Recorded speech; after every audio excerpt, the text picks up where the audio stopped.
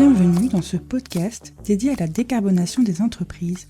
Dans l'épisode précédent, Florian, gérant de la société Jardielec, nous expliquait pourquoi il avait décidé de se lancer en 100% électrique et quelles opportunités il identifiait.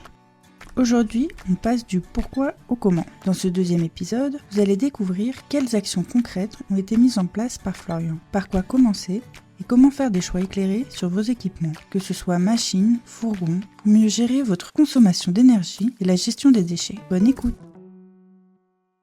Par quoi avez-vous commencé pour lancer votre projet? J'ai pas pu tester les machines avant vraiment parce que pas beaucoup de marques voulaient prêter à une personne qui connaissait pas et qui avait pas lancé de société avant. Donc on a dû acheter. On n'a pas le choix, faut se lancer et y aller et faire les tests en même temps qu'on faisait nos clients. Ça peut prendre le risque, mais après discussion avec les marques, après retour de certains qui avaient commencé à le tester, j'ai dit de toute façon ça peut que fonctionner. Puis je pense que j'étais dans l'idée d'y passer et dans l'intention vraiment de l'utiliser, donc je pense que j'y croyais déjà à fond.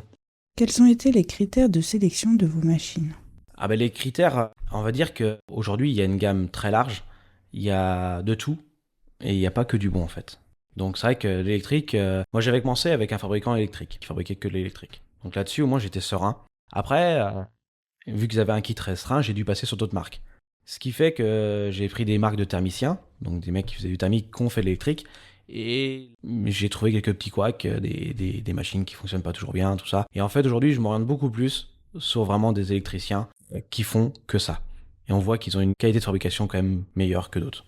Comment savez-vous si vous faites le bon choix en termes d'équipement? J'ai des partenariats déjà avec des marques qui me font tester des prototypes en fait. J'avais fait tester des prototypes de désherbeuses en électrique. Donc depuis ils l'ont sorti là. Donc j'avais eu un test pendant un mois, donc je faisais des retours en fait sur le matériel. Comment avez-vous réduit votre consommation énergétique? En fait pour acheter moins de batteries, on est passé au solaire. Donc j'ai plus de facture d'électricité. Après, en période de fin novembre, décembre, janvier là, où on commence à avoir moins de luminosité, on est obligé de réutiliser un peu de courant de EDF. Mais on va dire de février à novembre, c'est que le solaire qui fonctionne. Donc zéro facture, tout est fait par l'écologie. On a les solaires sur les fourgons, en fait, directement sur les fourgons. On recharge sur le chantier en même temps, avec le solaire. Effectivement, seul durant les mois de plein ensoleillement, l'énergie solaire suffit à répondre aux besoins électriques, donc plus de factures électriques, très différent de la période hivernale.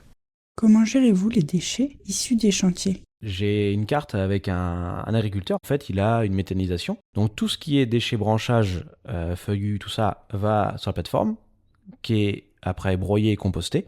Donc, réutilisé après en compost pour les champs ou pour nous, si on a besoin pour nos clients. Le bois est revalorisé en copeaux. Et tout ce qui est pelouse, petits déchets très fins, est passé directement en méthanisation pour faire du gaz.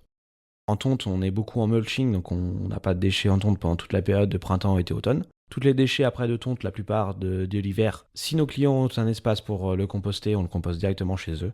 Et après, il n'y a que vraiment la taille de haies, de branchage qu'on évacue et en fait qu'on passe en méthanisation ou en broyat. Avez-vous mis en place des actions pour réduire votre consommation en eau? Alors oui, ça j'avais fait des formations sur la gestion des eaux pluviales avec Sèvres et Bocage. Et en fait, on a regardé parce que c'est tout un ensemble qui est assez complexe.